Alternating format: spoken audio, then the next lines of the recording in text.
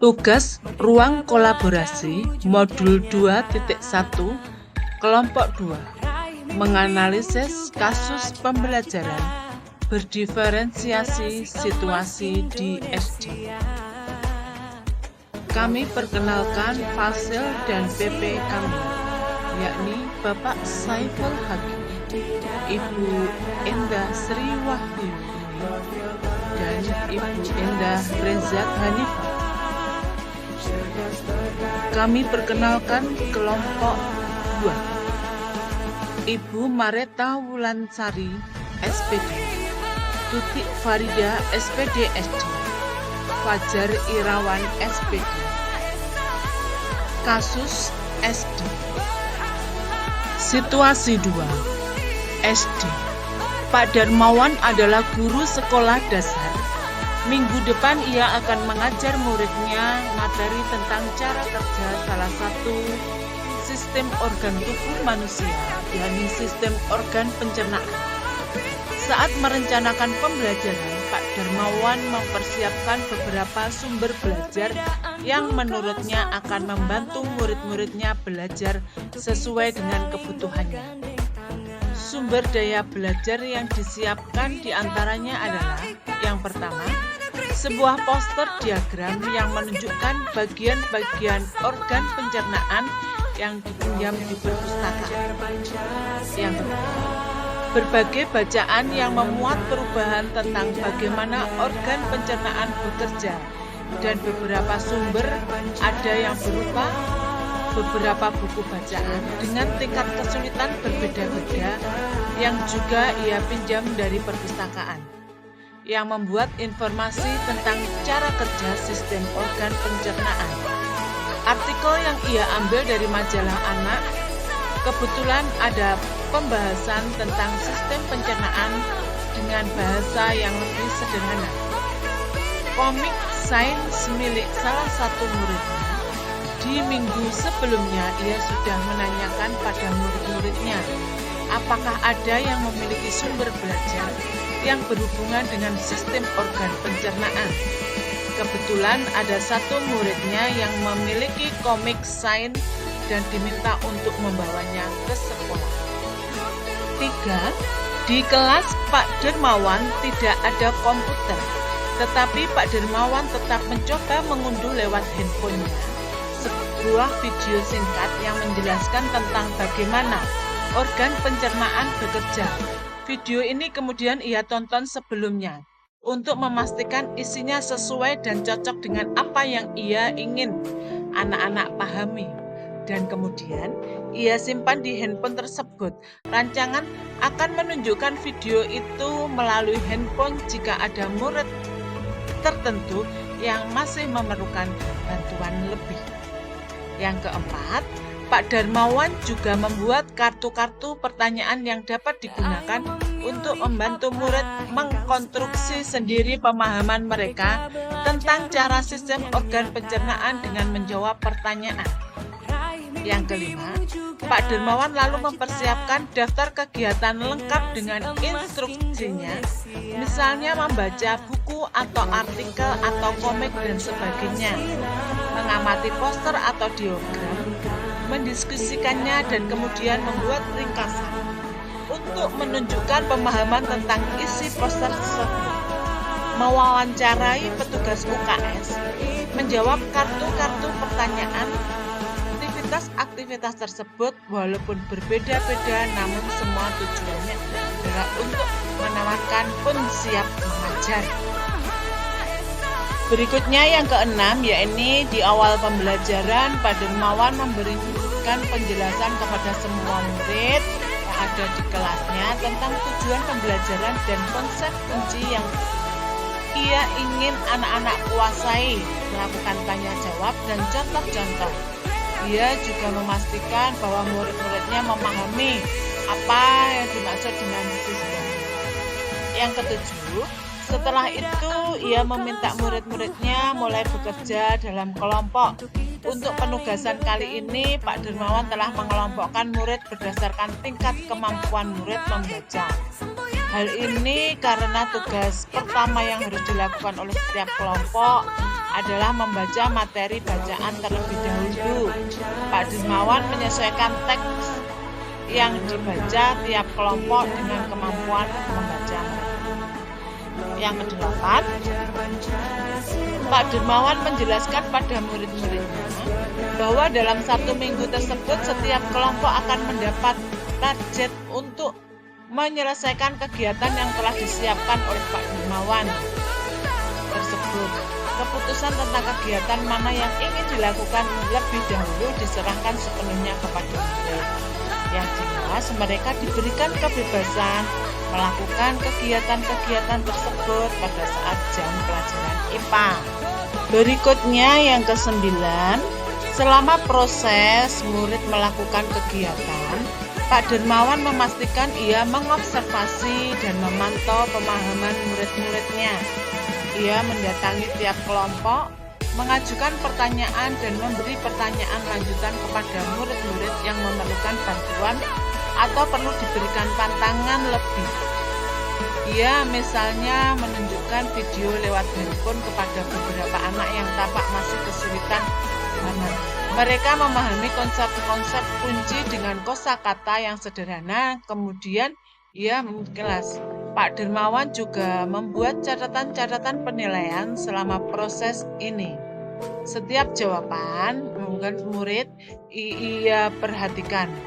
Ia gunakan informasi ini untuk menyesuaikan tingkat bantuan yang ia berikan. Yang ke-10, Pak Dermawan kemudian melakukan penilaian untuk mengetahui sejauh mana murid-murid memahami materi tersebut. Ia kemudian membuat penilaian berjenjang atau tier assessment untuk murid-murid yang kemampuannya kurang. Ia menugaskan mereka untuk menjelaskan alur pencernaan dalam sebuah diagram alur sederhana yang dilengkapi penjelasan singkat dengan menggunakan kata-kata sederhana sesuai dengan yang telah mereka pelajari dan bahkan telah didisplay di kelas. Untuk murid-murid yang kemampuannya sedang, ia meminta mereka membuat sebuah cerita narasi tentang alur pencernaan dengan kosakata yang lebih bervariasi. Untuk murid-murid yang kemampuannya tinggi, ia meminta mereka membuat sebuah cerita kreatif dari perspektif seseorang makanan yang menarasikan alur pencernaan melalui tugas ini, penyusunan kalimat dan pemilihan kosakata. Dari skenario pembelajaran yang ditelaah, apakah kebutuhan belajar murid yang berusaha dipenuhi oleh guru tersebut? Kebutuhan belajar murid yang berusaha dipenuhi oleh Pak Dermawan, yang pertama adalah kesiapan belajar, menyiapkan berbagai sumber bacaan, proses komik, sains, buku atau artikel dan video. Pengelompokan murid berdasarkan tingkat kemampuan baca, kurang, sedang, dan tinggi. Yang kedua, yakni minat belajar murid. Mempersiapkan kebebasan pada setiap kelompok untuk memilih kegiatan yang sudah berat. Kebutuhan belajar murid yang berusaha dipenuhi oleh Pak Dermawan. Yang ketiga, yakni profil belajar. Gaya belajar yang sesuai dengan kemampuan tingkat membaca, Pak Dermawan berusaha mengakomodasi preferensinya gaya belajar murid-muridnya dengan mencoba menyediakan sumber belajar yang beragam, mulai dari menggunakan poster, diagram untuk murid yang gaya belajar visual video untuk murid yang gaya belajarnya audio visual, hingga memfasilitasi murid-muridnya untuk melakukan wawancara kepada petugas UKS untuk gaya belajar kinestetik. Bagaimana cara guru tersebut menentukan cara belajar muridnya? Cara Pak Dermawan menentukan cara belajar muridnya yang pertama adalah mendata dan menganalisis tingkat kemampuan membaca siswa menjadi di atas rata-rata dan yang cukup. Yang kedua adalah mengelompokkan berdasarkan kemampuan siswa. Yang ketiga, menerapkan bermacam model media pembelajaran yang bervariasi sesuai kebutuhan siswa.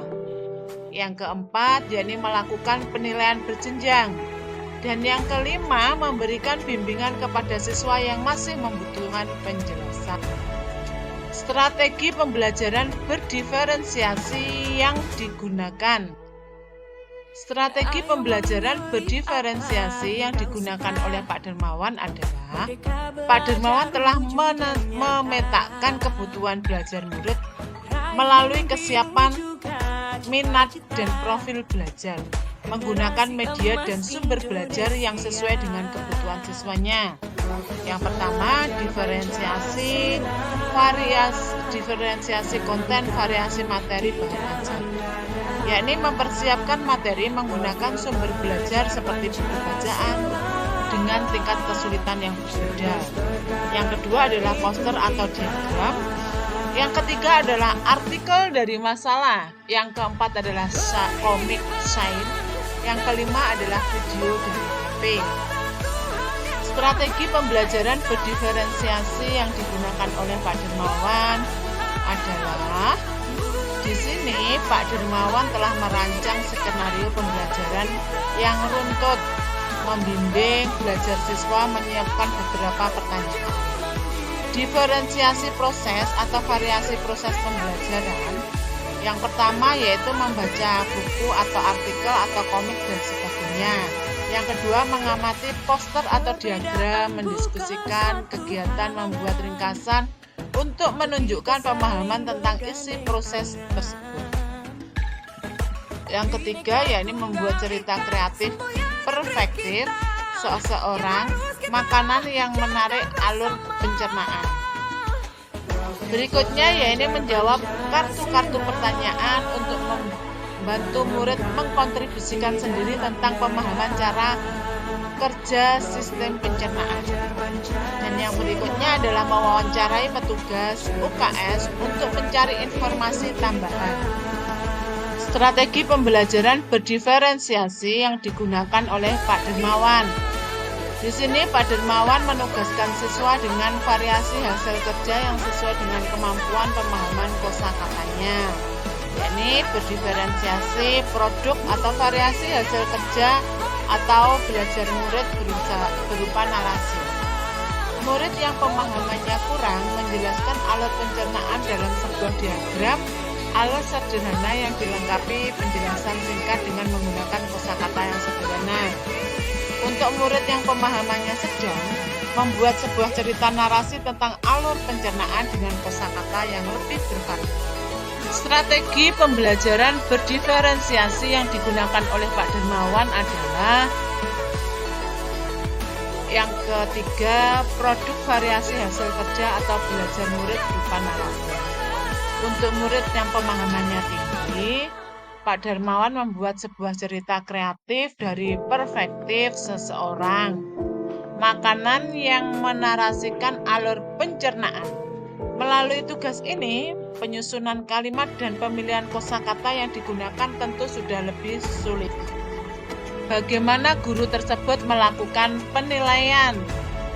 Pak Dermawan melakukan penilaian dengan yang pertama yakni asesmen formatif.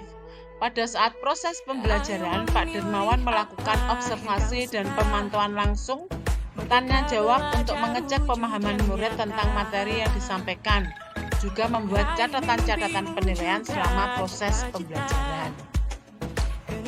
Pak Dermawan melakukan penilaian dengan berjenjang tier assessment, yakni untuk murid-murid yang kemampuannya kurang, ia menugaskan mereka untuk menjelaskan alur pencernaan dalam sebuah diagram alur sederhana yang dilengkapi penjelasan singkat dengan menggunakan kosakata sederhana sesuai dengan yang telah mereka pelajari dan bahkan telah didisplay di kelas.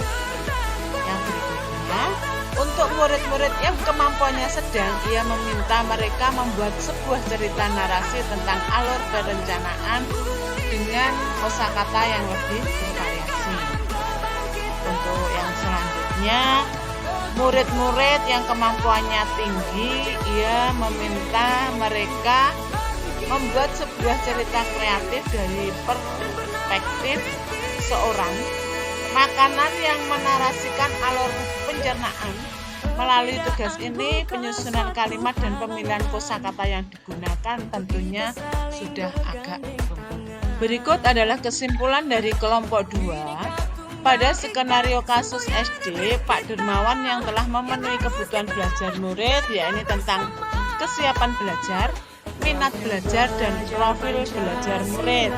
Dapat juga disimpulkan, Pak Dermawan yang telah melakukan proses pembelajaran berdiferensiasi dengan strategi diferensiasi konten, diferensiasi proses, diferensiasi produk. Terima kasih paparan dari kelompok kami. Salam guru penggerak, tergerak, bergerak, dan menggerakkan. Pertanyaan dari Ibu Rulan, paparan kasus Pak Dermawan dari kelompok 2 sudah bagus dan jelas. Yang ingin Bu Rulan tanyakan pada kasus nomor 1, kebutuhan belajar murid yang berusaha dipenuhi oleh Pak Dermawan, diantaranya adalah kesiapan belajar. Yang ingin ditanyakan Bu Rulan, aksi nyata atau kegiatan nyata apa yang sudah Bapak Ibu lakukan di kelas mengenai kesiapan belajar murid? Jawaban kelompok kami, yakni sebelum mengajar, guru mempelajari profil siswa, memahami latar belakang, gaya belajar, dan kebutuhan siswa. Berikutnya adalah memberi media pembelajaran, berlatih menjelaskan materi. Di sini melatih diri untuk menjelaskan materi dengan bahasa yang mudah dipahami murid.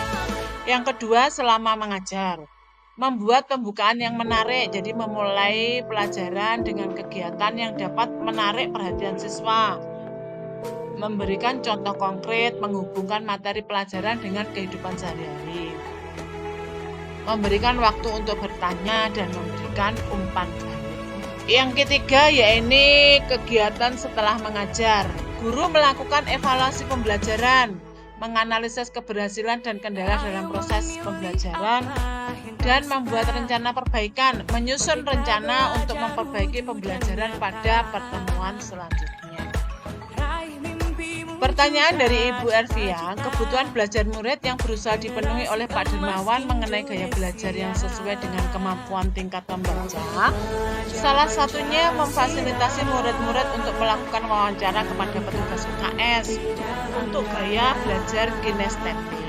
Pertanyaannya, gaya belajar kinestetik yang bagaimana yang dapat diterapkan Pak Dermawan untuk wawancara kepada petugas UKS? Jawaban dari kelompok kami, yakni kebutuhan belajar murid yang berusaha dipenuhi oleh Pak Dermawan mengenai gaya belajar yang sesuai dengan kemampuan tingkat membaca. Salah satunya yaitu memfasilitasi murid-muridnya untuk melakukan wawancara kepada petugas UKS untuk gaya belajar kinestetik. Nah, di sini pertanyaannya Bu Ervia, gaya belajar kinestetik yang bagaimana yang dapat diterapkan pada Pak Dermawan untuk wawancara kepada petugas UKS? Jawaban dari kelompok kami, dengan menerapkan gaya belajar kinestetik dalam wawancara dengan petugas UKS, di sini Pak Dermawan tidak hanya memberikan pengetahuan tentang kesehatan, tetapi juga membantu siswa mengembangkan keterampilan hidup yang penting. Lebih menekankan pada pengalaman langsung, gerakan dan sentuhan untuk memahami suatu konsep. Dalam konteks wawancara, berikut adalah beberapa cara Pak Dermawan dapat menerapkan gaya belajar kinestetiknya. Kinestetiknya yaitu yang pertama, melakukan demonstrasi langsung. Yang kedua, meminta petugas UKS untuk mendemonstrasikan cara mencuci tangan yang benar.